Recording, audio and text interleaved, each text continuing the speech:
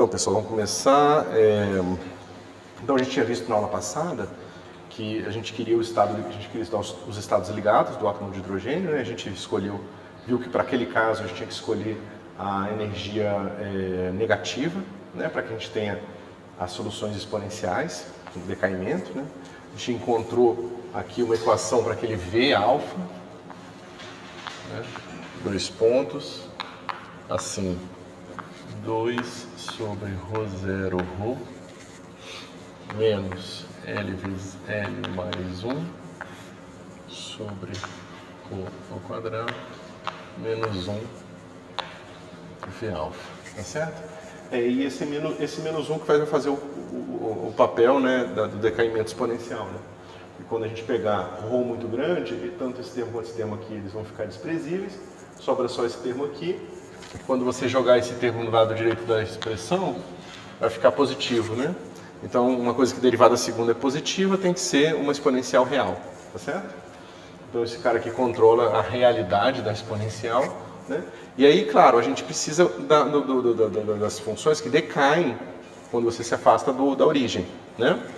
Então, a gente vai ter duas soluções exponenciais, uma exponencial positiva ou negativa, e a gente quer que seja negativa, né? Então, o que a gente vai fazer?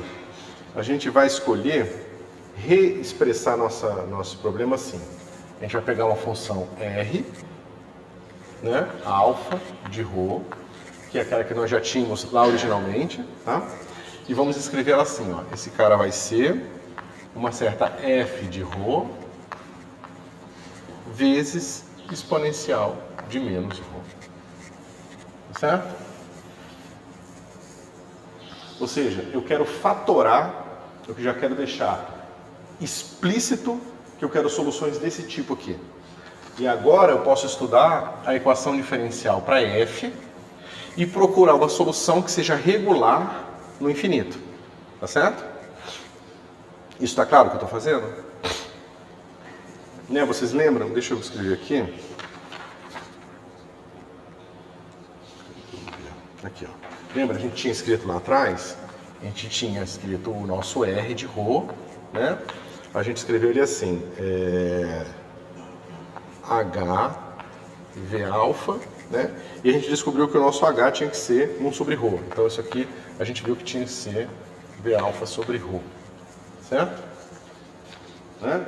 A gente fez essa mudança de variável aqui, ó, para estudar o limite assintótico, porque a gente discutiu que estudar o limite assintótico na variável V era mais conveniente do que estudar o limite assintótico na variável R, porque a equação diferencial para V não envolve um termo de derivada primeira. Aí a gente estudando só o termo de derivada segunda, que é esse cara aqui, desculpa, o termo sem derivada nenhuma, que é esse cara aqui, a gente pode fazer o limite assintótico, que a gente pode comparar termos que aparecem somados ou subtraídos, né? E a gente estudou o comportamento assintótico. Então a gente viu que esse cara aqui pode ter uma solução exponencial de menos ρ ou mais ρ, tá certo? Então a gente sabe que R tem esse comportamento de exponencial de mais ρ ou menos ρ. Tá certo? Todo mundo está acompanhando? O que representa esse V alfa? Não representa nada, assim, especificamente. É simplesmente uma maneira de você estudar o comportamento assintótico. É o mesmo R, tá? É a função radial, é a parte radial da sua separação de variáveis quando você tentou resolver o átomo de hidrogênio. Né? Lembra que a gente separou, a gente encontrou o R, uma F, uma G, a gente descobriu que a G era uma exponencial complexa, né? Que dava parte φ, a gente descobriu que a F era um polinômio de Legendre, né? Um polinômio associado de Legendre, a gente juntou os dois numa coisa só e chamou de esféricos harmônicos, né? A gente normalizou os harmônicos esféricos, encontrou eles bonitinho, e aí a gente passou a estudar agora só nossa função radial. A função radial satisfaz uma equação diferencial complicada. A gente estudou aquela equação diferencial complicada, separou as escalas, encontrou o raio de Bohr, encontrou um raio, né, uma medida de distância, uma quantidade com unidade de distância associada à energia, né, reescalonou a nossa equação, começou a estudar ela. Aí a primeira coisa que a gente quer saber é que tipos de soluções aquela equação contém. E a gente descobriu, ao estudar o limite assintótico, que tem dois tipos, né, dependendo do sinal da energia. Quando a energia é positiva, esse termo aparece negativo e você tem soluções exponenciais. Se a energia fosse positiva, aquele termo ali ia ser positivo também e as soluções iam ser oscilatórias no infinito. que seriam as soluções de ondas de Coulomb lá, que a gente não vai ver nesse curso, ok? Que é o segundo lado do espectro do átomo de hidrogênio.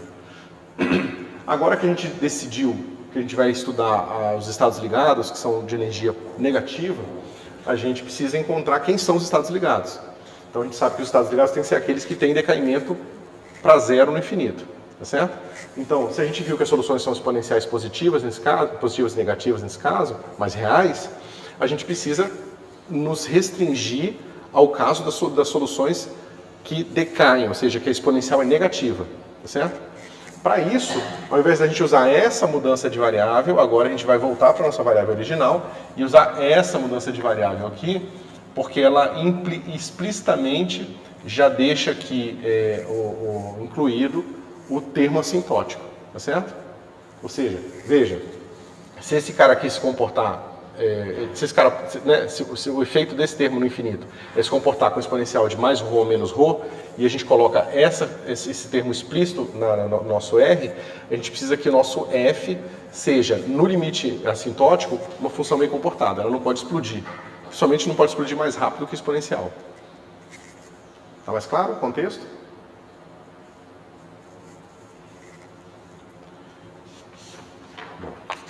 Então, já que a gente está relembrando tudo, vamos ver aqui, ó. Lembra que a gente obteve aquela equação para R lá atrás, tá? Já reescalonada. Lembrando que o ponto é a derivada em relação a ρ, né? Que é o R sobre R da energia, certo? Mais 2 sobre o R alfa ponto. Né? A gente não usou essa equação justamente por causa desse termo aqui, para estudar o limite assintótico, a gente não saberia comparar os dois, certo?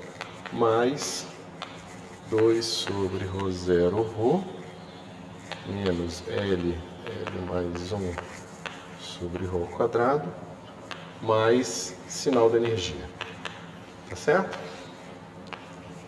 R alfa igual a zero. Então essa é a nossa equação original, tá? Só que agora a gente, em vez de fazer essa troca de variável aqui, a gente quer fazer essa troca de variável aqui.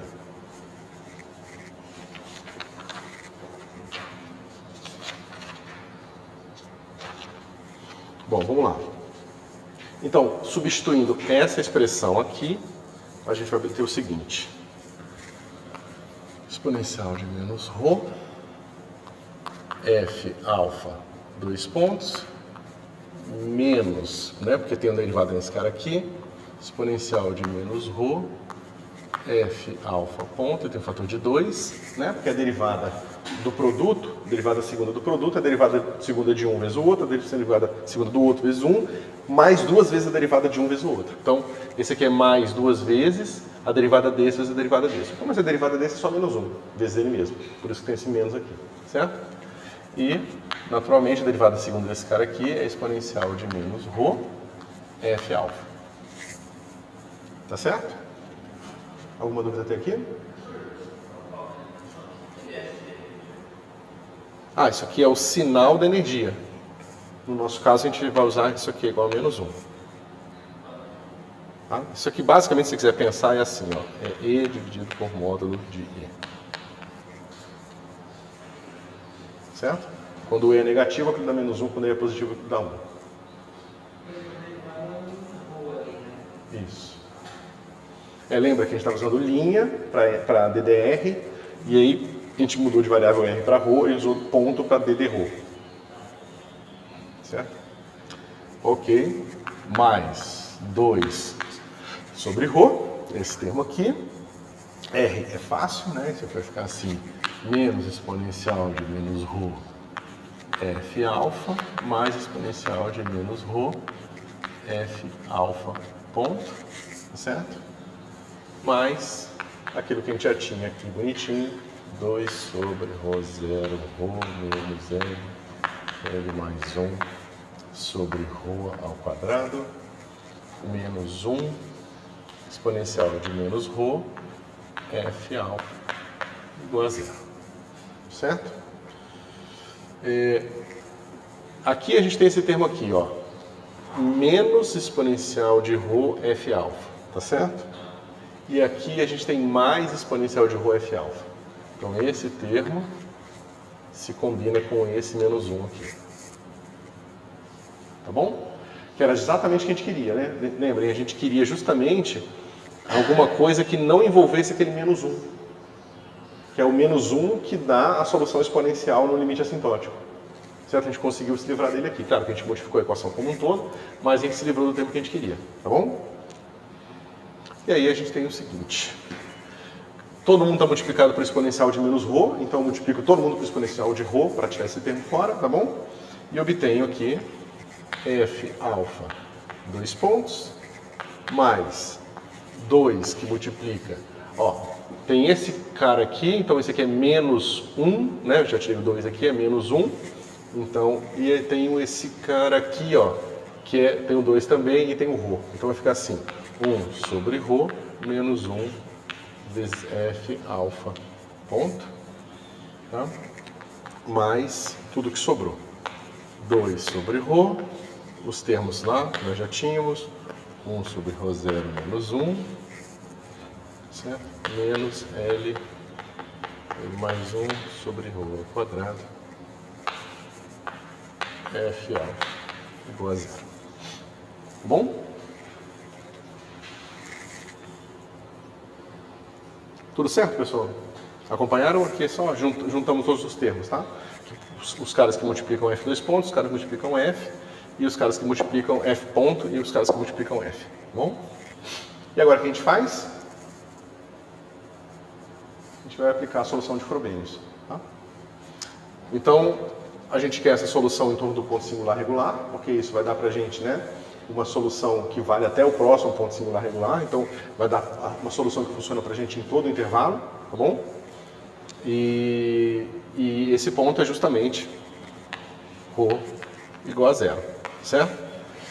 É fácil ver que ele é singular regular, porque esse cara aqui, ó, se a gente multiplicar esse termo aqui por ρ, esse termo passa a ser analítico. E se eu multiplicar esse cara aqui por ρ ao quadrado, esse termo passa a ser analítico, certo? Então é bem simples a gente ver que, de fato, esse cara aqui aceita uma solução de Frobenius em torno de ρ igual a 0, tá bom? Então esse cara aqui é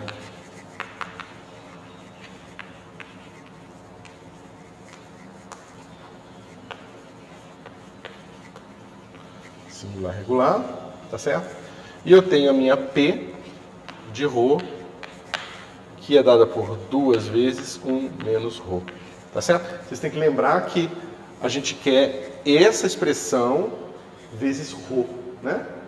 Lembra que a gente, né, define aquela P como essa função aqui vezes x menos x0, certo? Nosso x0 é 0, então é só ρ mesmo. Então é isso aqui vezes ρ, ok? É a nossa P. E a nossa Q de ρ é esse termo aqui vezes ρ ao quadrado, tá certo? Vocês lembram disso, né? No método de Frobenius. Esse cara vai ficar assim, 2 vezes 1 sobre ρ0 menos 1 menos L mais 1. Tá certo? Agora, do ponto de vista de expansão em série de potência em torno de 0, quem são os coeficientes desse cara aqui? Lembra, são sempre os passos para você usar o método de Frobenius. Encontra a equação diferencial, determina o ponto onde você vai encontrar a solução, em torno daquele ponto, vê as funções que multiplicam o termo de derivada primeira e o termo de derivada sem nenhuma derivada, tá certo? E encontra a série de potência dessas funções. Usando essa série de potência, você usa aquela fórmula do método de Frobenius. Tá certo?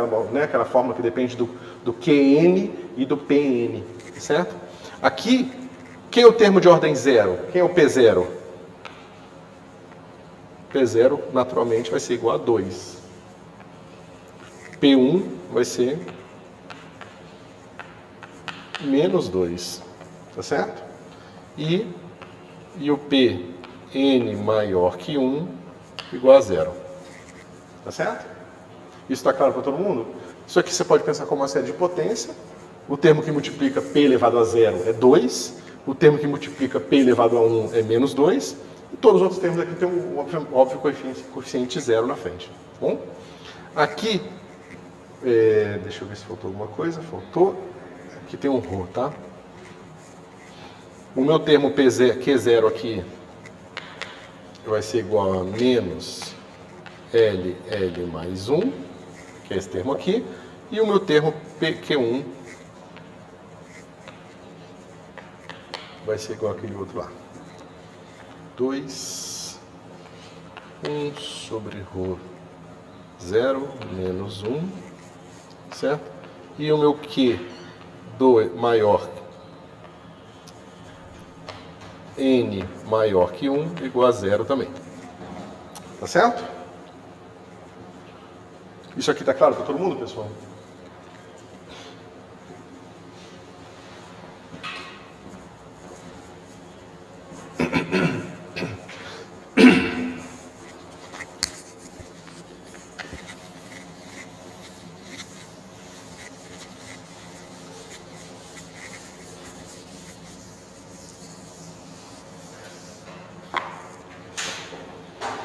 Bom, aqui é o nosso polinômio indicial. Vai ser alfa ao quadrado mais, para vocês lembrarem, isso é P0 menos 1 vezes alfa mais Q0. No nosso caso, isso aqui vai ser alfa ao quadrado, P0 é igual a 2, então 2 menos 1, 1, fica mais alfa, menos Q0, mais Q0, que é menos L vezes L mais 1. L mais 1. Certo? Ou seja, isso aqui é alfa que multiplica alfa mais 1, menos L que multiplica L menos 1, mais 1. Tá certo? Vocês podem fazer aqui a formulinha do polinômio quadrático, das raízes do polinômio quadrático, e vocês vão encontrar que as raízes desse polinômio, ou seja, π-alfa igual a 0, nos leva em alfa igual. É óbvio que se a gente escolher alfa igual a L, isso dá 0. Então, isso é uma solução. Mas a gente tem uma outra solução, que é escolher alfa igual a menos L menos 1. Tá? Aqui fica menos L menos 1. Aqui fica menos L menos 1 mais 1, fica menos L. Menos L vezes menos L menos 1 é L vezes L mais 1. Que dá isso aqui. Então são as duas raízes, L e menos L menos 1. Tá certo? Então a gente sabe que tem esses dois tipos de solução aqui. Tá? Bom, de cara isso já diz pra gente que a gente tem um problema se a gente escolher essa raiz aqui, né? Se a gente escolher essa raiz, a nossa solução de Frobenius vai ter uma potência negativa. Né? E se ela tiver uma potência negativa, quando eu me aproximar da origem, o que vai acontecer? Vai estourar. Né? Lembra que esse cara aqui vai dar pra gente o alfa, né, da série de Frobenius, ou seja, a série de Frobenius é uma função qualquer, esse somatório aqui de n de 0 até infinito, de AN, né, aqui é x, mas eu vou usar ρ para não confundir, L, n mais alfa. Né? Essa aqui é a série de Frobenius. Se esse alfa for negativo, quando eu me aproximar da origem, esse negócio estoura, certo? Mas eu quero uma função de onda normalizada, normalizável. Né? Se eu quero uma função de onda normalizável, eu tenho que tomar cuidado com essas soluções aqui, tá bom? Só estou tentando relembrar caso vocês já tenham esquecido do Frobenius. Então a gente vai querer esses caras aqui, ó.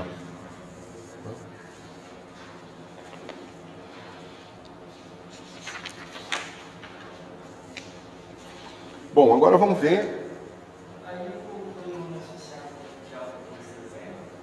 Como é que é? Nesse caso, o polinômio associado a alfa tem que ser igual a 0? É uma das coisas que você tem que fazer para construir a solução, né? As soluções elas vão se dar dependendo das raízes desse polinômio. Se as raízes forem inteiros, não sei o quê, bom, tem todas aquelas condições possíveis lá. Mas aqui de cara, a gente já vê que um tipo de solução a gente já não quer. A gente só quer essa aqui. Então a gente nem precisa se preocupar com a segunda solução. Basta a gente pegar a maior solução. Lembra que sempre tem uma solução na forma de Frobenius para a maior raiz, que é o nosso caso. Então a gente nem precisa se preocupar com o caso 2b, y, 32, né? Aquelas coisas todas que a gente viu. Tá certo? Sim, hoje a gente consegue fazer a solução de Frobenius para L. A gente vai descartar, não vai descartar a solução de menos L menos 1. Porque ela não satisfaz as condições de contorno. Que são mesmo?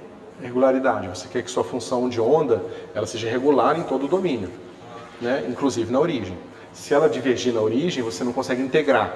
Você não consegue dar uma noção de probabilidade para esse negócio. Se você não conseguir somar até 1, você não sabe como é que você pode usar isso para atribuir probabilidade do elétron estar aqui ou acolá, entendeu? Tá certo? Como eu falei para vocês, muitas vezes essa questão de regularidade a função tem que ser 0 na borda. Mas tantas vezes, como a gente já viu, a função simplesmente tem que ser regular. Ela tem que ser diferenciável, ou analítica, alguma coisa do tipo. Tá certo? Tudo certinho?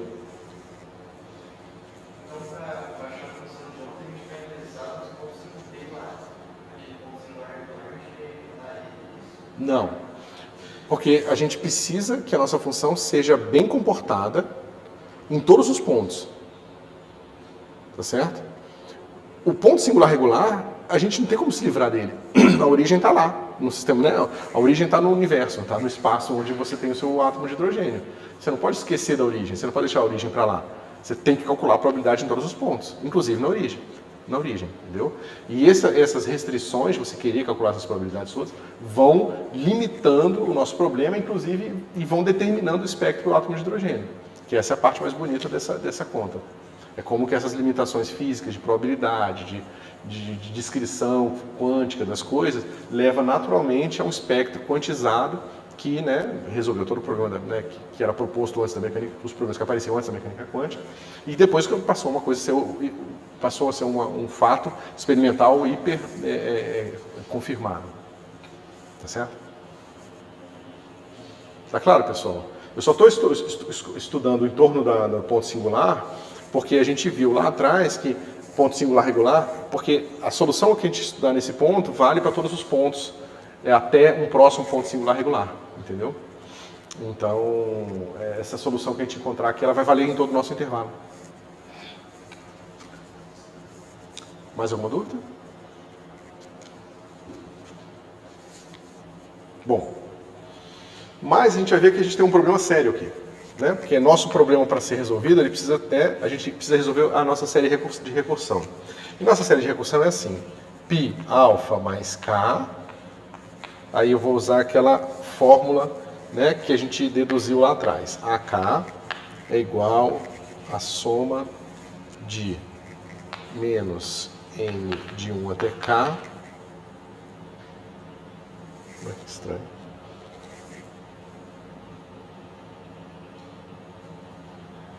Acho que eu errei aqui nas minhas notas, porque é k menos 1 aqui, né? Tem que ser. Isso, tem que ser menos 1.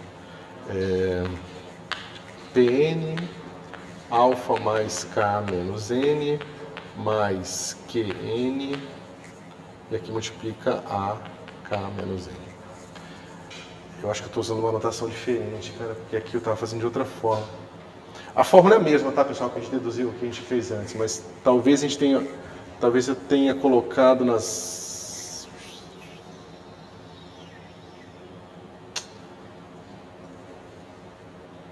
Vai fazer diferença, tá? Mas eu acho que eu estou usando uma fórmula que é idêntica à que a gente tinha antes, mas escrita de uma forma diferente, tá? Mas se vocês usarem qualquer uma das duas fórmulas, vai dar o mesmo exato resultado, tá bom? Bom, agora a gente pode substituir, né? A gente sabe que o n aqui ele nunca vai passar por zero, aqui é k mesmo, tá? É que a fórmula está de fato diferente. O nosso n nunca vai passar por zero, tá bom? Porque o nosso n começa de 1 e vai até k. Então a gente não precisa, né, nos preocupar nem com P0 nem com Q0, mas a gente vai ter o P1 diferente de zero e o Q1 diferente de zero, tá bom? Então, isso aqui vai ficar assim. 2, porque só vai sobrar quando n for igual a 1 aqui, tá certo? Então a partir do k igual a 1, esses termos já aparecem. Então quando p for 1 aqui, né, a gente vai ter menos 2, já tinha esse menos aqui, fica mais 2, que multiplica esse negócio aqui, tá certo? E aqui o nosso Q1 é 2, tá vendo? Então vamos lá, esse cara vai ficar assim, 2 vezes alfa mais k menos 1, porque n é igual a 1, tá? Menos 2, 1 sobre ρ0, menos 1, que multiplica a k menos 1. Está claro? Né? É esse cara aqui, O 2 ficou em evidência, o 2 está aqui, eu posso botar em evidência, eu tinha botado aqui, mas bom, deixa pra lá. Eu vou juntar todo mundo aqui e vai ficar assim. 2 alfa mais K menos 1 sobre ρ0 a K menos 1. Tá certo? Mas olha que coisa. A gente vai encontrar uma série de recorrência que vai ter um problema complicado aqui.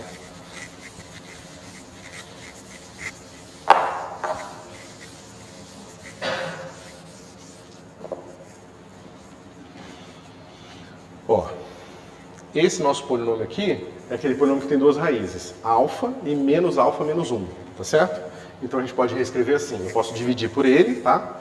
Vai ficar AK vai ser igual esse termo aqui, 2 vezes alfa menos 1 sobre ρ0 mais K, dividido pelo polinômio. O polinômio simplesmente é alfa menos L e alfa mais L mais 1, né? Porque esse cara aqui é alfa menos uma raiz, que é L, alfa menos outra raiz, que é menos L menos L mais 1, vezes L mais 1, certo?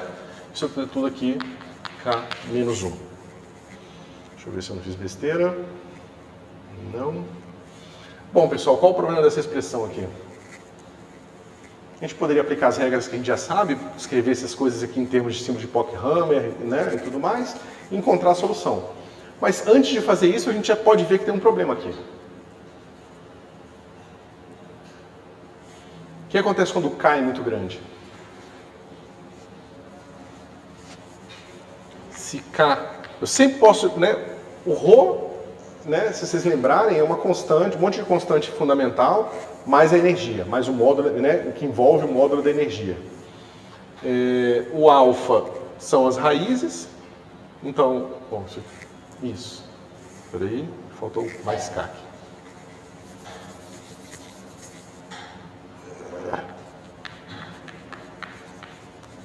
Alfa mais... Tá certo? Oi.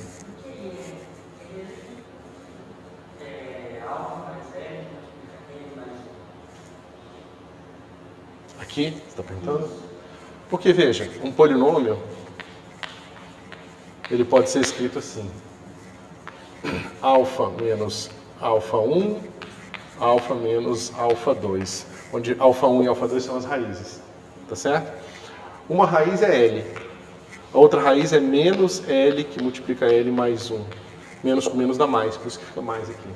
E aqui eu estou usando π de alfa mais K. Por isso que é alfa mais K, alfa mais K.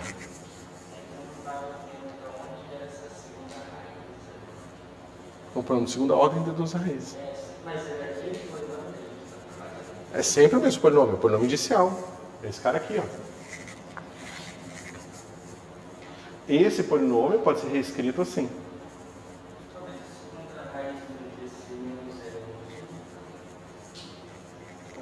Isso, a segunda raiz é menos L menos 1, isso mesmo. Por isso que aqui está errado. Obrigado. Nossa, tá escrito certo aqui nas minhas notas e eu copiei errado. Tá, mas é isso mesmo.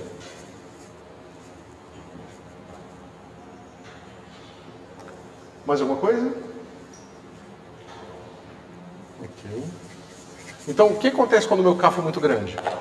Ou seja, ou melhor, eu sempre posso escolher um K grande o suficiente para que isso aqui seja, para que esse termo domine sobre esses, esse sobre esses e esse sobre esses. E aí vai ficar 2K dividido por K ao quadrado. Então vai ficar 2 sobre K,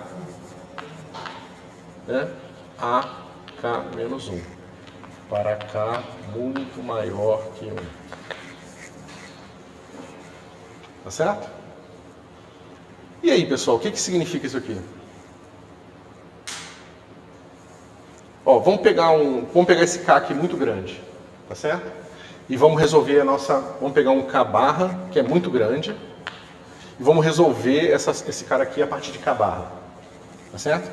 Então vai ficar assim, A, K barra mais 1 vai ser igual a 2 sobre K mais 1 AK. Peraí. Isso. K barra mais 1, K barra e K barra aqui. Tá certo?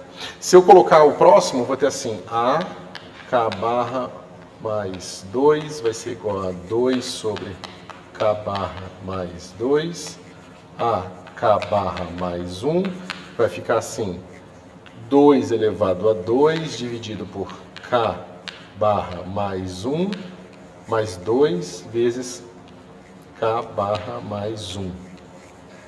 Tá certo? E aí aqui vai ficar AK barra. E eu posso ir subindo aqui, cada vez mais. Tá certo? Se eu subir cada vez mais, eu vou encontrar o quê? AK barra mais M, tá certo? Vai ser igual, ó, esse cara aqui é o mesmo que está aparecendo aqui, tá certo? Então vai ficar assim, 2 elevado a M, né? Tá vendo que aqui quando for 2, tem o 2 elevado a 2, por isso que é 2 elevado a M. Aqui fica K barra, tá certo? E aqui eu vou ter assim, ó, K mais 2 vezes K mais 1.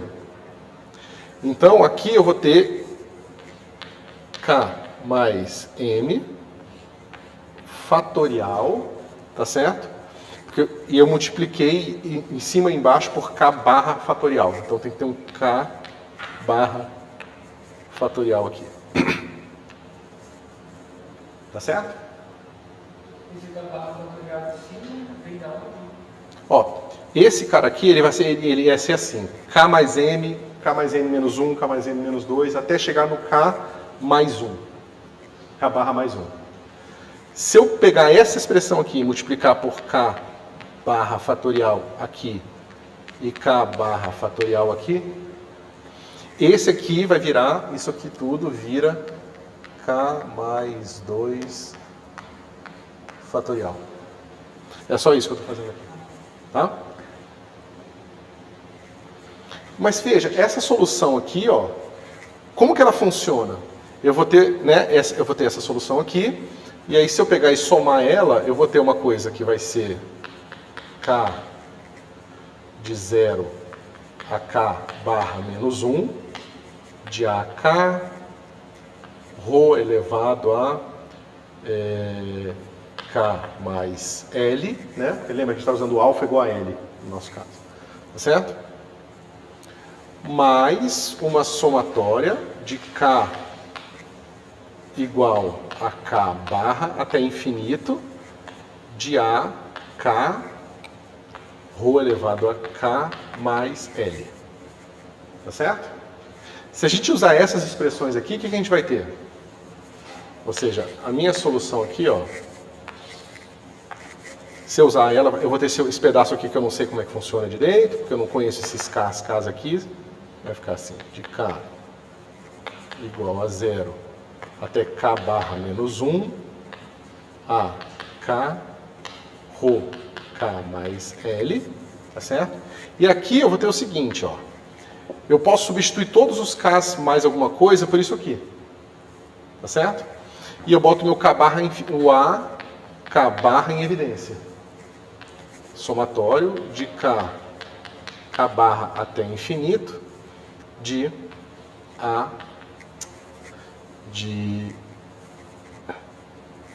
deixa eu botar aqui para fora. Aqui eu tirei, o K barra fatorial sai também.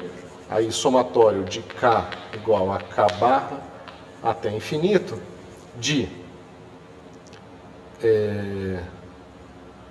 2 elevado a K, espera aí, 2 elevado a K menos K barra, né? Porque se eu chamar esse cara aqui de K,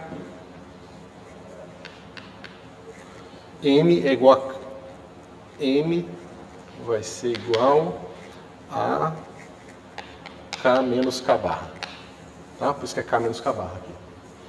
Certo? Beleza? Esse cara aqui vai ficar ρ elevado a K mais L. E aqui eu vou ter K mais M, K mais M, peraí, é isso, K mais M mesmo aqui, peraí, aqui é K barra mais M, né? K barra mais M é simplesmente K, K fatorial, tá certo? Mas olha que interessante, pessoal, eu tenho um ρ elevado a K, eu tenho um 2 elevado a K, tá? Esse 2 pode entrar aqui, vai ficar 2ρ elevado a K, sobre K fatorial. Eu estou somando de K barra até infinito. Mas se eu somar e subtrair essa série aqui, de K0 até K barra menos 1, isso aqui dá exponencial de ρ. Na verdade, isso vai dar exponencial de 2ρ. Vocês conseguem ver o que eu estou falando? Eu refaço isso aqui ali.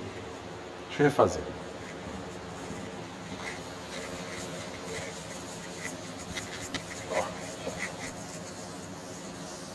A gente está tentando encontrar uma solução aproximada usando o limite assintótico, tá? Então a gente está encontrando o seguinte, a gente encontrou um certo y, que vai ser igual àquele pedaço ali que a gente não pode dizer nada por enquanto, que é k igual a 0 até k barra menos 1, né? De ρ elevado a L mais k, AK, mais somatório de k igual a k barra até infinito, de AK ρ elevado a L mais K. Tá certo? A gente acabou de ver que esse negócio vai ficar assim. De 0 até K barra menos 1, AK ρ elevado a L mais K. E esse termo aqui, a gente substituiu, vai ficar assim. Mais AK barra fatorial, tá certo? Eu vou botar aqui 2 elevado a K barra, que é esse termo aqui, tá certo? O ρ elevado a L, eu boto aqui do lado de fora, tá certo? E aqui vai ficar assim, somatório de K igual a K barra até infinito, de 2ρ elevado a K, dividido por K fatorial. Todo mundo vê?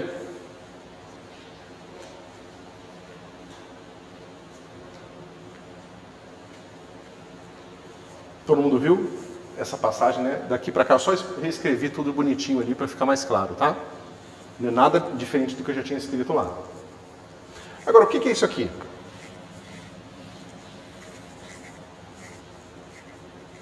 Vamos escrever explicitamente.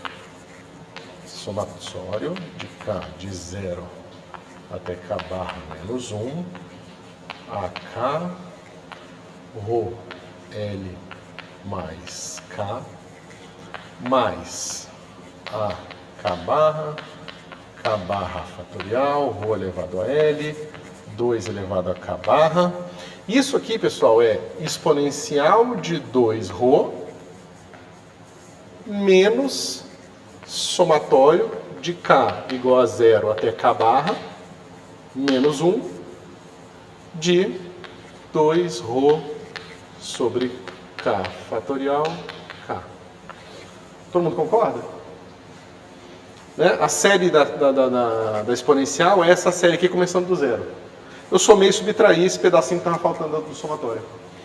Tá? Mas olha o que eu tenho.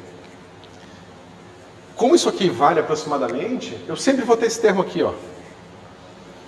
Mesmo que K barra tenha que ser 3 trilhões, isso vai começar a valer em algum momento.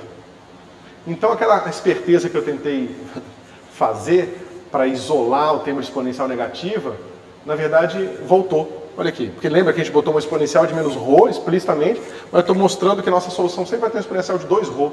Quando eu multiplicar por exponencial de menos ρ, vai ficar o exponencial de ρ. Ou seja, a gente continua com um negócio que não cai para zero no infinito. Se vocês pensarem bem, a solução do L, do ρ, a solução do alfa igual a menos L menos 1 é a solução que cai para zero no infinito. É a solução, lembra que tem uma coisa tipo 1 sobre R elevado a L mais 1?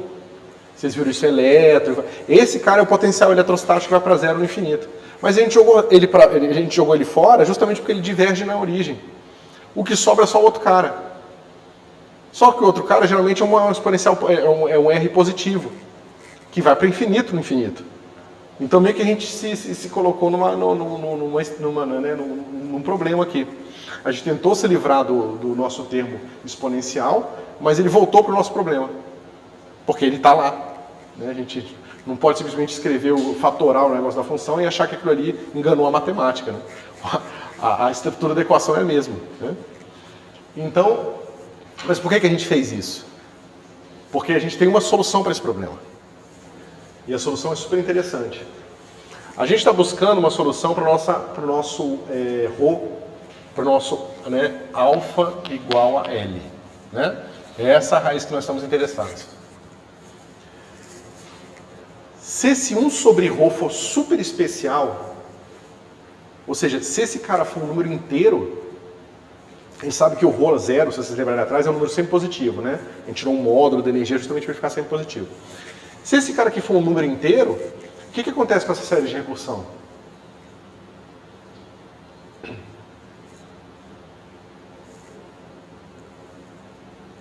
Depende se for maior ou menor que L, né? Mas digamos que seja um número inteiro maior que L. Então aqui, digamos que aqui L seja 10, e esse é um número inteiro tipo 35. Tá certo? Então vai ficar mais 10 menos 35, menos 25, aí menos 25 mais K. Aí o K vai subindo, vai subindo, vai subindo, vai subindo, uma hora K vai ficar igual a 25 também. Isso aqui vai dar zero. A gente vai saber que o K36 aqui, né, o K35, o A35 vai ser igual a zero. Mas se o A35 é igual a zero, o A36 é igual a zero, porque o A36 depende do 35. E o 37 depende do 36 e assim por diante. Então o que acontece? A gente trunca a nossa série. Ela deixa de ser uma série infinita e passa a ser uma série finita. Mas isso, pessoal, impõe uma coisa super forte sobre ρ zero. Tá certo? Que é o que a gente vai estudar agora. Mas o que essa solução que está dizendo? Ele está dizendo que se você insiste em ter uma solução que seja bem comportada na origem e integrável, ou seja, que decai a zero no infinito, você necessariamente tem que restringir as possíveis energias do seu átomo de hidrogênio. Somente alguns níveis de energia vão ser compatíveis com esses requerimentos matemático-físicos que a gente está fazendo. E é isso que vai especificar e vai determinar o espectro do átomo de hidrogênio. Ou seja, para você encontrar o átomo de hidrogênio, não basta a equação de Schrödinger. É a equação de Schrödinger e a interpretação da função de onda como uma função que dá uma probabilidade, portanto tem que ser integrável. E todas essas consequências de irregularidade que a gente acaba impondo, é isso tudo somado que matematicamente nos leva às energias certas do átomo de hidrogênio. Certo? Como assim? Não, o jeito que é a conversação. Sabe o Linus Pauling, será? Não, isso aqui, bom, quem fez isso aqui foi o Schrödinger, né? Eu não sei se eles fizeram isso diretamente para resolver o átomo de hidrogênio, porque era o que eles queriam, né? Encontrar aquelas órbitas de Bohr, aquelas coisas todas. Eu não sei se ele fez já pensando no átomo de hidrogênio, né? E uma vez que ele encontrou os níveis de energia corretos, ele falou, opa, esse aqui é o caminho certo. Ou se ele fez para um modelo mais simples, depois a gente descobriu a posteriori que resolvia, não sei. Tem que ver quem entende um pouco mais de história. Eu sei que no caso da equação de Dirac, não foi feito assim. O Dirac encontrou a equação dele, depois ele aplicou para o átomo de hidrogênio e viu que dava as correções relativísticas para os níveis de energia corretamente. Mas ele não deduziu as equações de Dirac pensando em resolver esse problema. Ele queria resolver um outro problema da mecânica quântica relativística, né, e atirou no que viu e acertou num monte de coisa que ele não tinha visto. Descobriu o positron, descobriu as correções do átomo de hidrogênio, então fez um monte de coisas tentando fazer outro, entendeu? Então, mas eu não sei, tem que ver que alguém entende um pouco mais de história para saber desses detalhes aí. Ok, então a gente quer estudar o que isso impõe sobre o nosso ρ, tá? Então, eu não vou apagar isso aqui. Deixa eu poder olhar para esse negócio.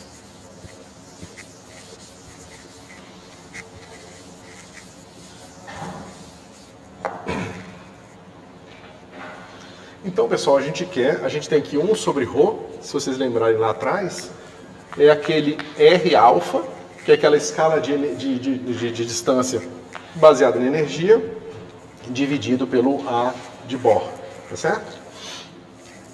Esse negócio aqui vai ficar E2, massa do elétron, dividido por... Lembrando que se estiver trabalhando com o centro de massa, aqui é massa reduzida, tá? 4πε0, raiz de H cortado ao quadrado sobre 2 vezes massa do elétron, módulo da energia. Certo? E a gente quer que esse negócio aqui seja um certo inteiro n barra. Bom? Beleza. Deixa eu ver.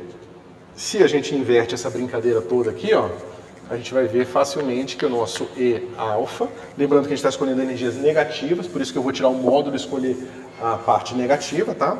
Isso aqui vai ficar assim, ó.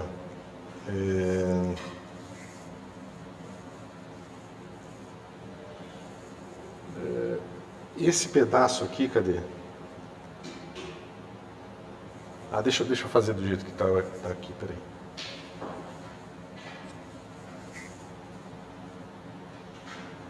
Isso. Deixa eu fazer todos os passos aqui, tá certo? Vou só isolar essa raiz do módulo, jogar para cá e passar o N para cá, tá bom? Vai ficar assim, ó. E2 dividido por 4πε0 H cortado C, tá? Aí eu multipliquei aqui no caso por H cortado C, tá certo? Eu multipliquei e dividi, tá? Por H cortado C. E aqui eu tenho esse pedaço aqui que sobra, que é massa do elétron dividido por 2, 1 sobre N barra, tá? Deixa eu ver se está certo, essa massa do elétron sobe, o 2 está aqui, esse cara eu passei para lá, o que esse aqui sobrou, tá certo? Aqui tem o H cortado ao quadrado. Esse H cortado ao quadrado eu corto com esse H cortado aqui, sobra um C aqui, tá, pessoal? E isso aqui, ó, é o que a gente chama de constante de estrutura fina, tá? É só um nome que se dá para esse amontoado de constantes, tá? Agora sim a gente pode escrever a nossa energia como sendo menos alfa da estrutura fina ao quadrado, tá? Massa do elétron, C ao quadrado, né? Dividido por 2 N barra ao quadrado. Olha que bonito, pessoal.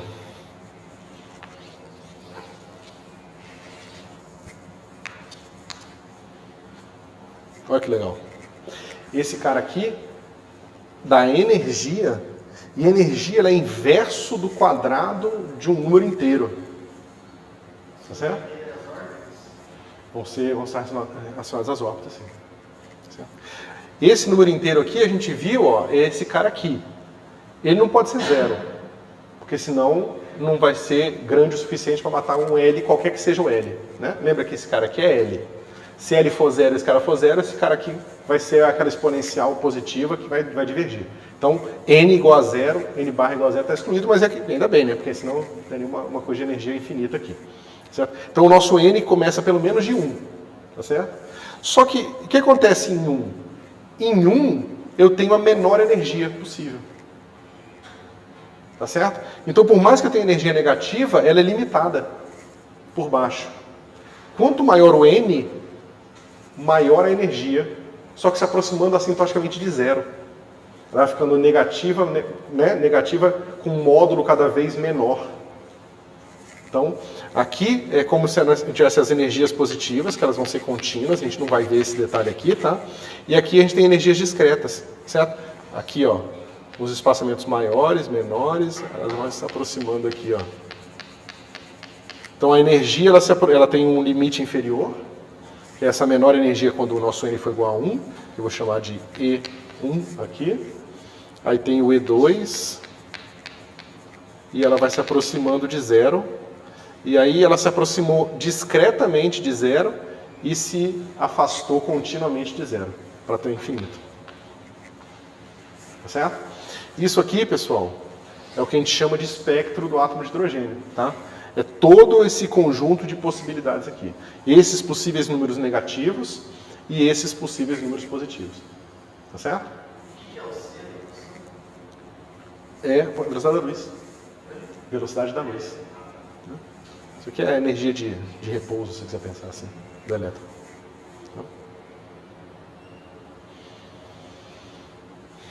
Como estamos? Tudo tranquilo? Então é interessante, pessoal, porque primeiro, essa energia só vai depender desse N barra, né? Vai ser mais conveniente a gente encontrar uma outra notação, tá? Porque aqui a gente tem que tomar cuidado, porque não é qualquer N barra e L que é compatível, né? Porque se o nosso L for muito pequeno, eu não posso escolher um N barra grande, né? Então a gente tem que pensar um pouco como que a gente combina essas coisas, tá? Então, ó.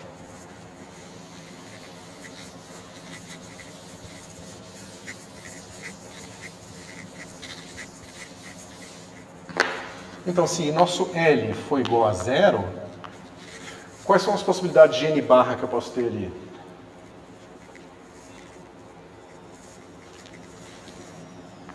N barra pode ser igual a 1, 2, né? 3 e assim por diante. Vocês concordam? Isso. Né?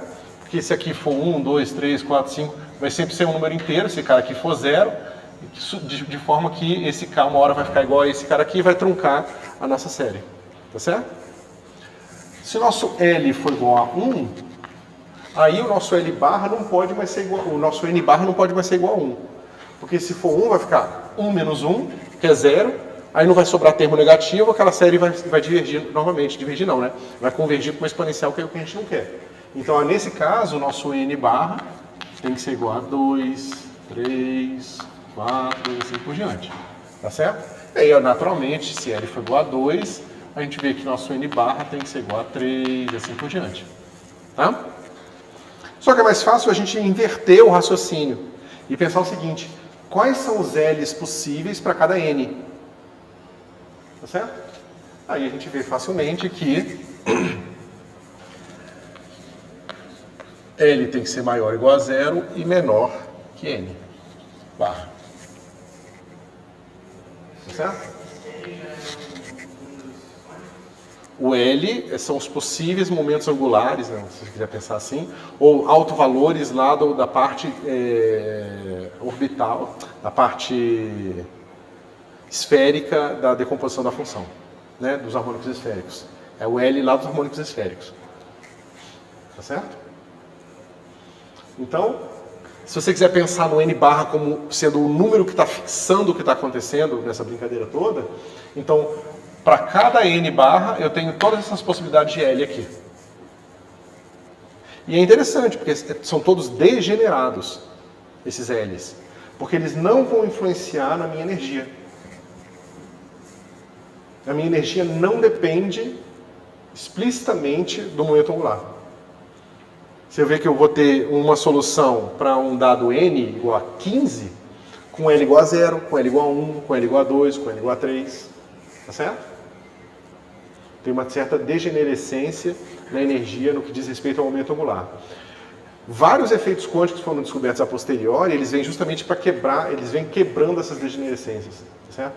Se você pegar a energia do átomo de hidrogênio mais precisa, você vê que ela pode depender diretamente do L e do M, onde M é aquele que nem o nosso harmônico esférico dependeu, né, que é o alto valor do G, que é o alto valor no plano XY. Vocês lembram? Depois vocês olham lá, porque eu comecei, eu pergunto se vocês lembram, ninguém... Tá? Oi? A gente está vendo isso aí em quântica. Ah, vocês estão vendo isso aqui em quântica? Essa parte que você falou do M, do L, do momento angular. A gente fez todas as contas aqui também. Vocês estão vendo também todos os detalhes de harmônicos esféricos e tal?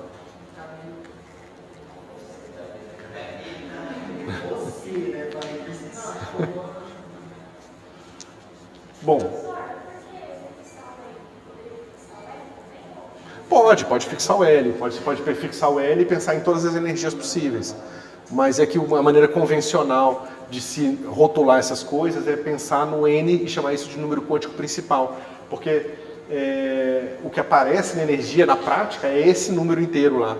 Tá? É claro que você poderia chamar L menos N barra de um outro N e reescrever em termos dessa outra coisa, entendeu? Mas essa maneira que se convencionou de fazer isso, tá? Então, para cada energia possível do átomo de hidrogênio, você tem vários possíveis níveis de momento angular, tá? O L ele vai te dar o momento angular do elétron. Ou seja, você pode ter todos os níveis de energia com momento angular igual a zero. Ou seja, o átomo, se você quiser pensar classicamente, é como se o elétron estivesse parado. Não tem momento angular, então ele não está girando. Então o que está impedindo ele de cair no próton, digamos assim? Isso que o Rutherford tentou colocar a solução, não foi? Não, isso é a motivação total da mecânica quântica, né? É assim, por isso que se criou a mecânica quântica, porque as pessoas tinham né, o elétron está acelerado, tem um efeito de emissão de radiação de frenagem, então ele fica emitindo fóton, uma hora ele vai emitir toda a energia que ele tem e vai cair no próton, e aí você não tem modelo corpuscular para a matéria, entendeu? E aí a pergunta é, por que né, se eu posso ter um momento angular igual a zero para todos os níveis de energia, o que está impedindo o elétron de cair no...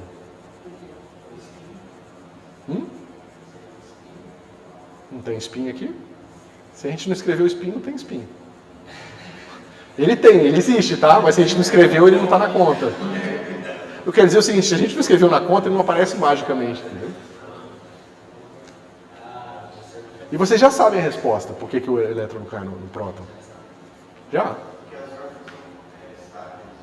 Não, isso é a mesma coisa, dito de outra forma.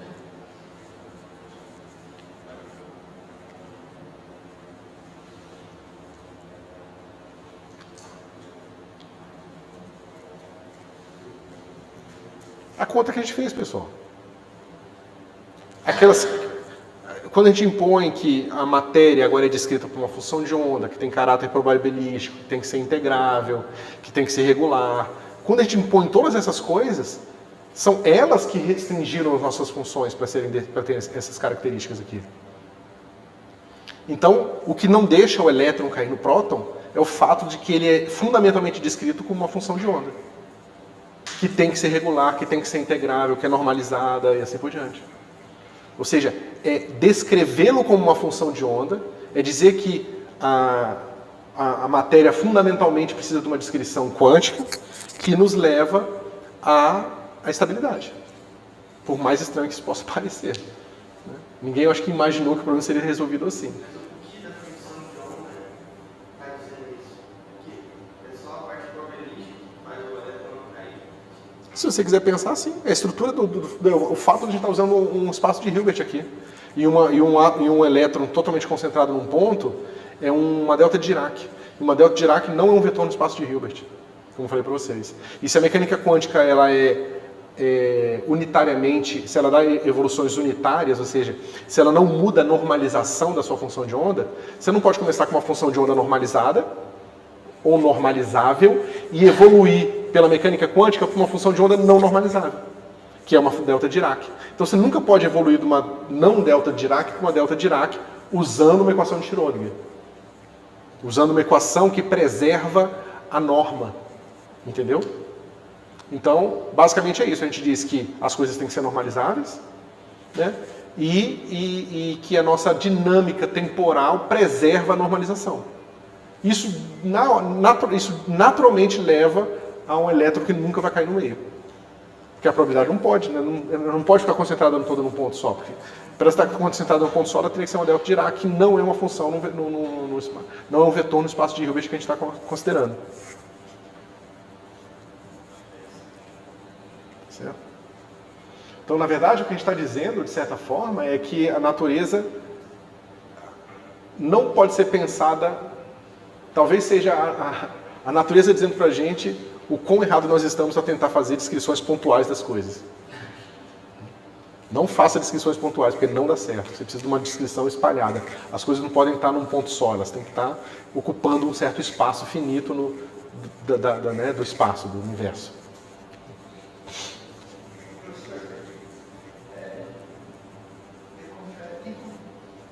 Falar de.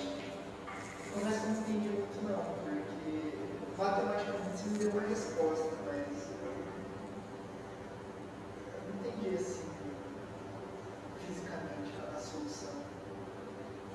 Pensa, deixa eu tentar fazer um paralelo.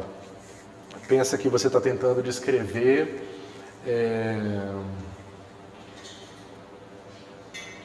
você está arremessando um objeto, tá certo? Aí você está tentando descrever aquele objeto que você está arremessando com uma partícula pontual, certo? Mas, né, na hora que o objeto cai ou alguma coisa assim, você vê que a sua descrição está ruim, certo? Ou até melhor, que não está funcionando direito o que você está fazendo. E aí você descobre que, na verdade, esse objeto é um objeto extenso, que tem uma matriz de inércia complicada e tal, certo? Então, se você descrever aquele objeto como uma partícula pontual, você vê que as órbitas não, né? As trajetórias que você vai obter são diferentes daquelas que você obtém experimentalmente. Porque você está simplesmente descrevendo erroneamente o seu problema. Você está tentando aproximar o seu problema com uma partícula pontual, mas na verdade ela pode ter um momento angular e tal, que impeça o movimento, ou que modifique um pouco a trajetória da coisa, entendeu?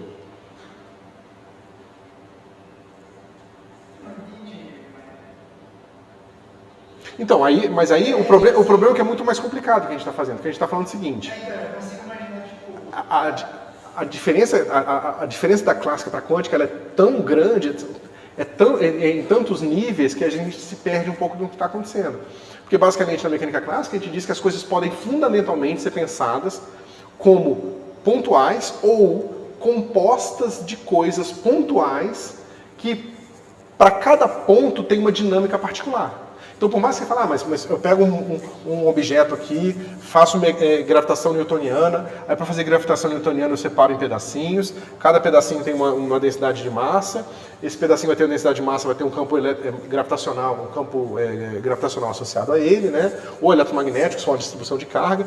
Então, por mais que ele seja um objeto extenso, ele pode ser pensado matematicamente como composto de infinitas coisas infinitamente pequenas, que estão lá. Ou seja, você fala, esse pedacinho tem um pedaço, né, esse objeto tem um pedaço que está aqui. Tá certo? A mecânica quântica diz, não é bem assim. Não fale que as coisas estão em um lugar só, porque não pode. Porque isso não descreve bem a natureza. Se você insistir em descrever a natureza, dizendo que as coisas estão em um lugar bem definido, de forma bem definida, você vai encontrar resultados errados. Certo? A gente não sabe por quê. Eu entendi.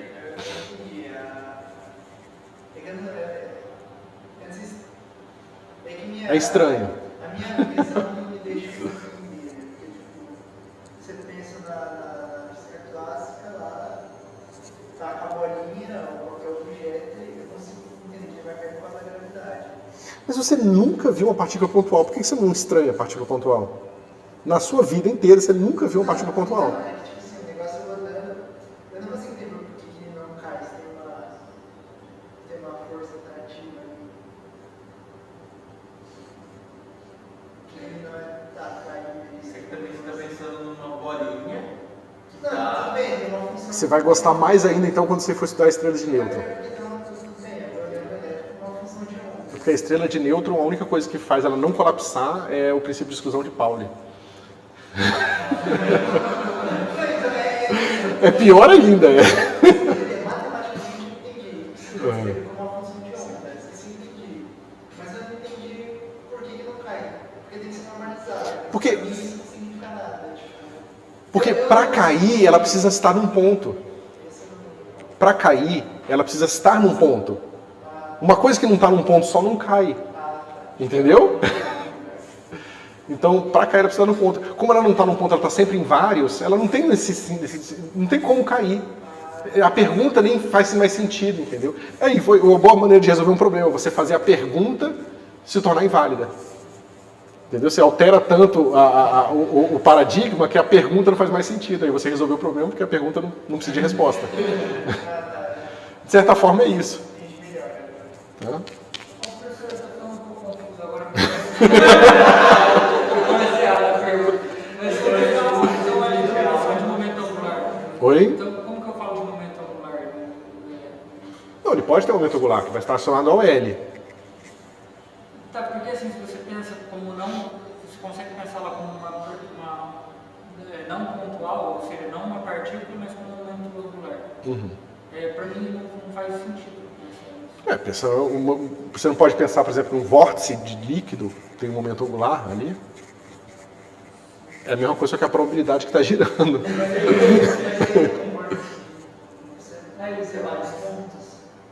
Pode, mas é só uma analogia, não é o que acontece na prática. Na mecânica quântica, o que está girando é a função de onda. No ponto, no momento angular. Mas a partícula Não é o momento angular da partícula em um ponto. É o momento angular da função de onda dela. A partícula é dimensional, o elétron não é um ponto. Não. O elétron é o elétron. Ele é descrito fundamentalmente como uma função de onda que te dá distribuições de probabilidade. Por mais que a gente tenha dificuldade em gerar. Porque veja, no fim, pessoal, se você falar, você nunca viu uma partícula pontual, mas você não se importa pelo fato de você nunca ter visto uma partícula pontual. E por que você não se importa? Porque você já viu coisas que se comportam como uma partícula pontual. Ou melhor, você viu a descrição de partícula pontual ser útil e prática. Entendeu? E o problema da mecânica quântica é que a gente vê pouco ela. Ou nunca. E como a gente vê pouco ou nunca ela, ou a gente precisa desse arcabouço matemático enorme para conseguir visualizar indiretamente ela, a gente acaba tendo dificuldade de gerar intuição. Mas depois de muito tempo trabalhando com essas coisas, você acaba se familiarizando com esses conceitos. Eles acabam ficando menos estranhos. Porque você agora desenvolveu intuição. Entendeu? Principalmente se você for experimental, que você vai no laboratório e você vê aquela coisa se materializando. Entendeu? No sentido de que os resultados matemáticos têm resposta concreta no experimento. Professor, uma coisa que eu lembrei agora da aula de quântica, é que no livro ele até fala que a gente calcula a velocidade, calcula o momento angular, só que isso não faz sentido físico, mas a gente chega em valores para isso. É por aí, né? Porque... Não, espera um pouquinho. Você não pode dizer qual é a velocidade do elétron, mas você pode dizer, por exemplo, qual o valor esperado da velocidade, ou o valor médio da velocidade, ou a variância da velocidade. Tá certo? Tá tudo em probabilidade, não estou falando. Tudo em probabilidade. Só que é uma probabilidade estranha. Por que é uma probabilidade estranha? Porque você não tem uma probabilidade de x e v. Simplesmente você é incapaz de construir para a mecânica quântica uma probabilidade que te dê qual a probabilidade dela estar aqui com aquela velocidade. E você esperaria ser capaz de fazer isso, né? É o que a gente faz na mecânica clássica. A estatística clássica é baseada numa função desse tipo. Você pode aplicar um operador de Liouville aqui, você mostra que esse negócio se conserva, é uma probabilidade bonitinha, dá tudo certo. Só que mecânica quântica diz para você não pode fazer isso. Se você tenta construir esse negócio aqui, você vai encontrar a semidistribuição de Weyl, que é uma probabilidade que funciona, porque te dá os resultados certos da mecânica quântica, só que não é positivo definido. Então é uma probabilidade que pode ser negativa em algumas situações, entendeu? Aí você pode se perguntar, bom, que diabo é isso? Né? E é uma boa pergunta para se fazer. Mas a gente não pode, ou seja, a mecânica quântica diz, além de outras coisas, essa é a parte importante da mecânica quântica. Operadores que não comutam não podem ter as suas probabilidades, né, associadas aos seus autovalores representadas simultaneamente. De certa forma, é o princípio de exclusão o incerteza de Heisenberg. Certo? Você falou que não pode, mas funciona ou não pode, não funciona? Não consegue se você exigir isso aqui. Não existe. Se você libera isso aqui, cara, para ser negativo, você encontra uma função que vai ser a distribuição semi-probabilidade de Weyl, que se você integrar, se você marginalizar em V, ele te dá a probabilidade certa em X, se você integrar em X, ele te dá a probabilidade certa em V, mas se você tentar encontrar correlação aqui, você pode encontrar coisas negativas. Eu não posso estar com modo de falar simplicidade. Não pode? Não. Mas até agora não descobriu o que significa uma probabilidade negativa.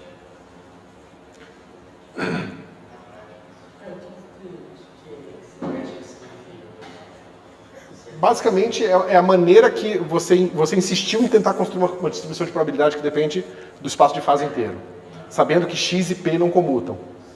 Aí você não conseguiu escrever uma verdadeira probabilidade, mas se você encontrou uma função auxiliar que pode ser usada para obter valores esperados de forma correta, que é essa semidistribuição, essa semiprobabilidade de Weyl, certo? Agora, o que isso significa é a representação matemática da restrição que a mecânica quântica impõe sobre as probabilidades desses operadores que não comutam. Operadores que não comutam não podem ter os seus autovalores, né, aparecendo com probabilidade simultaneamente numa mesma função. Tá certo? É super interessante essa parte de Weyl. Você tem várias maneiras de construir essa probabilidade aqui. Se você faz... Mas bom, aí eu teria que falar... Porque se você inclui trajetórias bohmianas, aí você consegue construir uma distribuição positiva definida. Só que aí ela tem uma delta Dirac no meio. Então... mas aí você tem uma trajetória quântica, se você for para o formalismo bohmiano. Tem muita gente contra e a favor, porque tem, milhões de opiniões sobre o assunto, tá? Mas toda vez que você tem uma probabilidade, ou seja, você tem uma coisa aqui, uma região X, né, um intervalo aqui de X0 a X1. E aí você tem uma distribuição de probabilidade aqui, tá certo? Aí, quando evoluir para o médio tempo T0, quando evoluir para o tempo T1, esse negócio aqui fica, sei lá, um pouco mais largo, tá certo? Mas ainda normalizável. Simplesmente evoluiu daqui para cá, tá certo? Toda vez que você tem esse tipo de comportamento, você pode atribuir um fluxo de partículas para cá. Ou seja, se onde tinha mais probabilidade saiu daqui para cá, então as partículas vêm daqui para cá, entendeu? Deixa eu fazer uma coisa mais extrema aqui. Digamos que ficou assim. Certo? Então, você consegue associar a uma distribuição de probabilidade assim, um fluxo de partículas vindo para cá, assim. Tá certo? E essas partículas nunca se cruzam. Essas partículas têm que ser pensadas da mesma forma que a gente pensou os fluxos dos campos eletromagnéticos. São trajetórias que acompanham uma certa tangente, tá certo? Então, toda vez que você tem probabilidades assim, você pode associar trajetórias a ela. O que o Bohm fez é simplesmente dizer que essas são trajetórias verdadeiras e que, de fato, as partículas, o elétron, ele está, de fato, fazendo esse caminho aqui, lá no núcleo, né, em volta do núcleo. Aí, se você interpreta, do ponto de vista da mecânica bohmiana, a mecânica quântica, aí o elétron está parado. Ele fica paradinho lá do lado do próton, ele não faz nada. Ele não cai, não vai, fica simplesmente parado. Mas aí é outra coisa, tá? É interpretações mais modernas de mecânica quântica. Tá?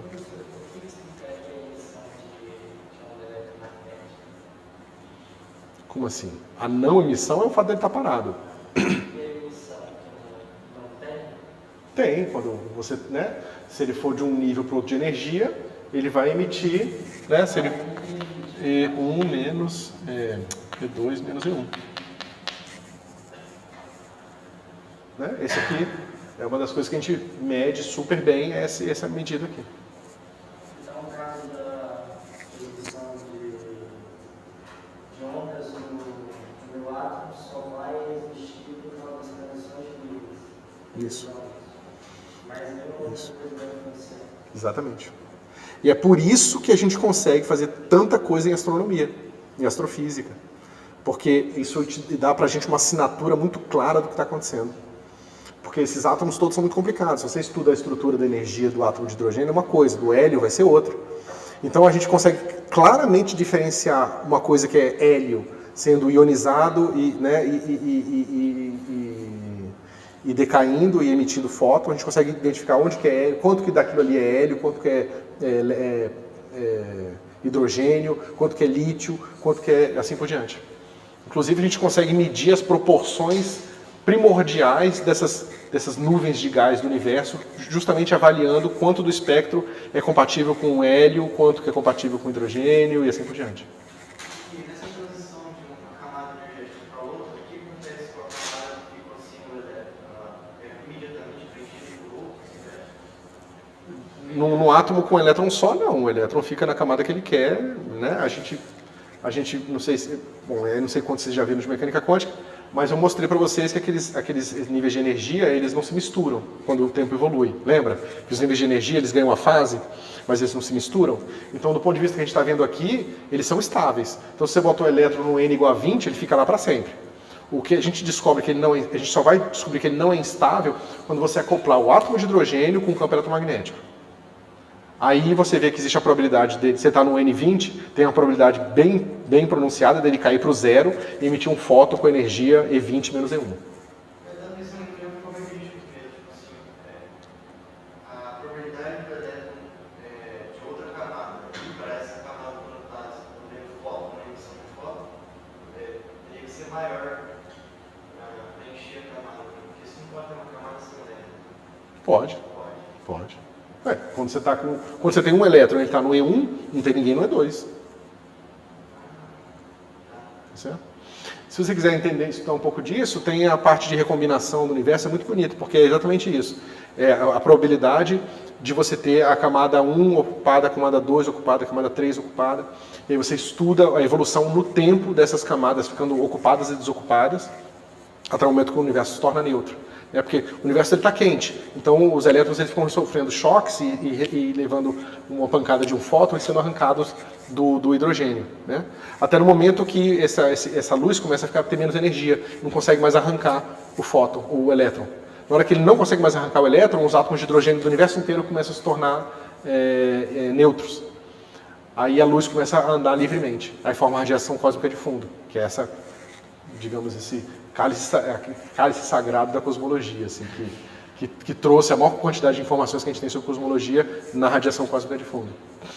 Que foi medido pelo pessoal que achou que era cocô de pombo. Eles foram limpar os telescópios, a antena, porque eles achavam que era cocô de pombo e tal. Eles estavam recebendo uma radiação que vinha constante do universo o tempo todo, e eles achavam que era algum problema local. Mas não era, era radiação cósmica de fundo, não era cocô de pombo.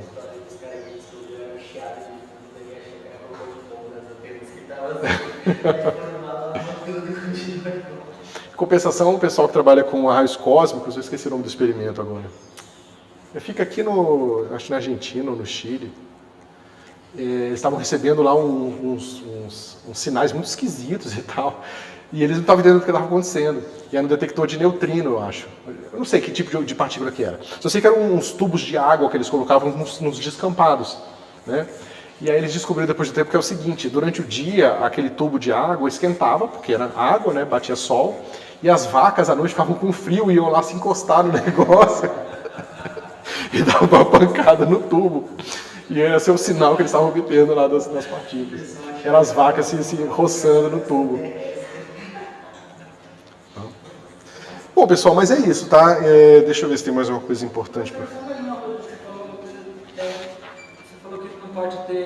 Pode existir níveis desocupados, mas, por exemplo, eu não posso ter uma vacância, eu posso ter por algum momento, num átomo maior, por exemplo, porque vamos supor essa vacância e o átomo vai ficar estável. Ou é possível você ter um átomo que vai ficar um bom tempo? Pode. Mas sempre acontece esse salto, por ele ficar estável. Acontece. Um átomo ionizado é um átomo que não tem elétron nenhum. Todos os níveis de energia estão com ocupação zero. Sim, mas aí conforme se ele não tiver prendendo outra influência, ele vai voltar para isso. Só se tiver elétrons disponíveis para ele. Se não tiver elétron disponível, não vai ter. Ou seja, se estiver passando o elétron por perto, o campo, né, eletromagnético vai atrair aquele elétron para cair num desses estados. Mas se não tiver elétron, não.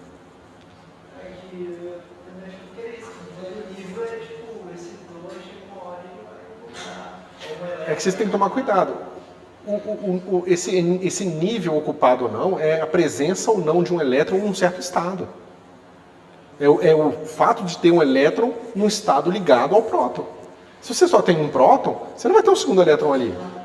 Você pode estudar o momento de dipolo que você tem quântico aqui e ver se ele é capaz de capturar um elétron. Você vai ver que não. Entendeu? Não tem um estado ligado de 2 elétrons aqui. Tá certo? Então, a visão de um átomo no nível da mecânica clássica ou mecânica quântica é diferente de interpretação? A mesma coisa. Não, no sentido de que? A mesma coisa no sentido que é um próton e um elétron, um estado ligado. Ponto. O fato, por que ele está ligado e por que ele não é instável, quem responde é a mecânica quântica. Mas é um próton e um elétron. Certo? Só que, veja bem, você tem aqui P ao quadrado sobre 2m mais V. Tá certo? Esses caras aqui te dão a energia do seu elétron lá. Se você não estiver considerando efeito de emissão por frenagem ou bremsstrahlung, o que vai acontecer? Essa energia é fixa. Tá certo? Ou seja, você tem um aqui, um potencial atrativo, você tem uma força centrípeta aqui, né? E vai fazer o seu elétron ficar girando aqui em volta do elétron, do próton, tá certo? Só que essas energias aqui, ó, elas podem variar continuamente. Né? Eu posso aumentar meu momento, ele vai girar um pouco mais distante. Ou diminuir o momento, ele vai girar mais um pouquinho mais aqui. Então, esses são os níveis. Por que vocês estão ocupados com todos esses níveis estarem ocupados? Por que vocês não estão preocupados com a ocupação de todas essas possíveis energias aqui? É a mesma coisa. Né? É a mesma coisa. Só que aqui, na mecânica quântica, eles são discretos. Esses níveis, essas possíveis energias aqui. Na mecânica clássica, elas não são discretas. Elas são contínuas. Você pode ter todos os níveis de energia aqui. E é estável do mesmo jeito da mecânica quântica. De certa forma, a mecânica quântica não resolveu nada. Ele só disse pra gente que não existe estado de energia infinita.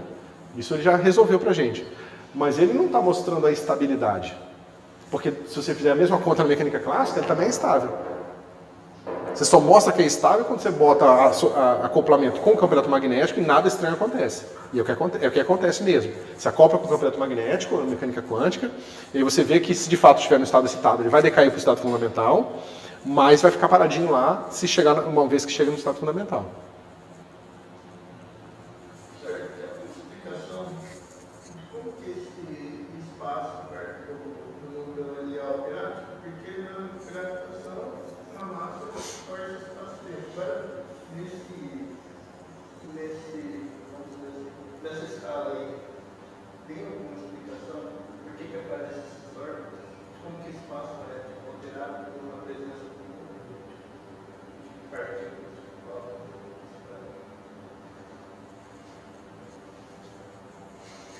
A explicação do porquê, não. Mas como, sim. Né? Ou seja, o que vai acontecer é que você pode estudar aquelas órbitas, e você vê que as órbitas vão estar associadas aos harmônicos esféricos, né? Que é justamente aquelas funções de θ e φ que a gente viu lá atrás. E aquelas funções de θ e φ justamente vão te dar as informações de como que, numa geometria euclidiana, você é capaz de representar funções na casca da esfera. Entendeu? Basicamente, e se você quiser resolver o problema do átomo de hidrogênio num espaço hiperbólico ou num espaço esférico, vai ser diferente. Porque aí você vai ter que ver os harmônicos esféricos para cascas num espaço esférico, por exemplo, ou num espaço hiperbólico, ou numa geometria riemanniana completamente diferente, entendeu? Ou seja, os orbitais atômicos, eles refletem a geometria do espaço onde eles estão sendo calculados. Eles são reflexos da geometria onde eles estão sendo calculados. Mas os orbitais são regiões bem localizadas ou são probabilísticas? Elas são probabilísticas sempre, mas bem definidas, no sentido de que você sabe exatamente onde está a probabilidade. Tanto que aqueles desenhos que você vê, bota aqui um orbital que é assim, aí faz sei lá, aí tem, né, uma coisa aqui assim. Isso aqui tem a ver com as probabilidades. Você pega aqui um raio a partir do qual... Digamos que você define, por exemplo, que você vai pegar o ponto de maior probabilidade e integrar até a probabilidade chegar a 99%. Você escolhe 99, 99,9, quanto você quiser. Aquilo vai te dar uma região finita. Aí você chama aquilo ali de orbital. Porque você sabe que 99% das vezes o elétron está ali dentro. E aí você desenha esse orbital usando os harmônicos esféricos. Você sabe que o cara está no L5, M blá blá blá, né? E aí você tem uma função de θ e φ. Aí você plota essa função aqui. Você vê qual a probabilidade de ele estar em θ, né? De ele estar aqui no Polo Norte, de ele estar no Polo Sul, de ele estar aqui. Você vai e desenha essa probabilidade toda. Faz uma projeção, sim, e vê como é que ele se comporta. Mas sempre probabilisticamente. Beleza, eu ia falar mais umas coisinhas assim, mas nada demais, tá, pessoal? É só falar que esses caras estão associados àquele nível, né? Aqueles níveis que vocês já viram, mas vocês vão ver isso em mecânica quântica, né? Então L igual a 0 é o S, P, D, F, aquilo que vocês viram lá, cansado de ver no segundo grau. Aí 1S é justamente porque está no nível de energia 1, né? Ou seja, esse cara aqui em L igual a 0 e assim por diante, tá? Então, aquele 1, 2, 3, 4 que vocês viram, e depois o S, P, né? Então, esse 1, 2, 3 é o número atômico principal, é o número principal, tá certo? Que é esse N barra aqui. Certo? E aí você sabe que, claro, que se você tiver no 1, só pode ter o 0. Então, só pode ter o S, e assim por diante. O 2 pode ter SP, e assim por diante. Então, aquelas tabelinhas, elas vêm disso aqui. Tá? É simplesmente uma maneira de contar essa história aqui de forma simplificada, para o pessoal ter uma noção do que está acontecendo. Tá? Deixa eu ver se vai falar mais alguma coisa. Tá? Essas soluções que a gente obtém, pessoal, quando a gente pega a versão truncada, vai ser uma 1F1, tá certo? Que vão ser os polinômios de Laguerre. Tá certo? Isso que a gente acabou de obter aqui são os polinômios de Laguerre, quando você escolhe esse cara aqui como sendo o N bar. Tá bom? E é isso. Tá? Como a gente acabou batendo papo sobre mecânica quântica, não deu tempo, mas eu acho que isso aqui é coisa que vocês vão ver no curso, não tem nada demais, tá?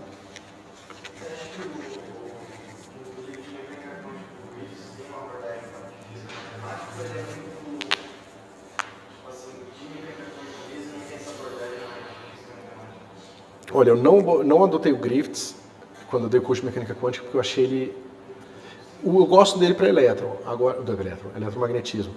Agora, para mecânica quântica, eu não sei, eu achei ele muito querendo simplificar demais e às vezes deixar o aluno mais perdido, entendeu? Porque se eu conto um monte de história para vocês e não dou uma estrutura para elas, sabe, você pode ser ótimo de decorar, se você for, beleza, você consegue seguir em frente, entendeu? Mas se você não for, como eu não era quando era estudante, cara, eu ficava perdido quando eu tinha esses livros assim. Então eu não aconselho muito usar o Griffiths, não. O Shankar. Eu gosto muito do Shankar e eu gosto muito do Sakurai, mas o Sakurai é mais avançado. Mas geralmente eu uso os dois para preparar os cursos. E essa abordagem de física matemática você também coloca lá em mecânica quântica ou você não deduz? Ah, faço tudo. No curso, eu geralmente tenho dado o Mecânica Quântica 2. Lá eu faço todas as contas. Mas aí eu suponho que vocês já fizeram Física Matemática 2, então assim, eu não vou explicar método de Frobenius, vou usar método de Frobenius, quando precisar. Então, pessoal, vocês têm alguma ideia do que vocês vão querer? Então vamos encerrar a aula de hoje.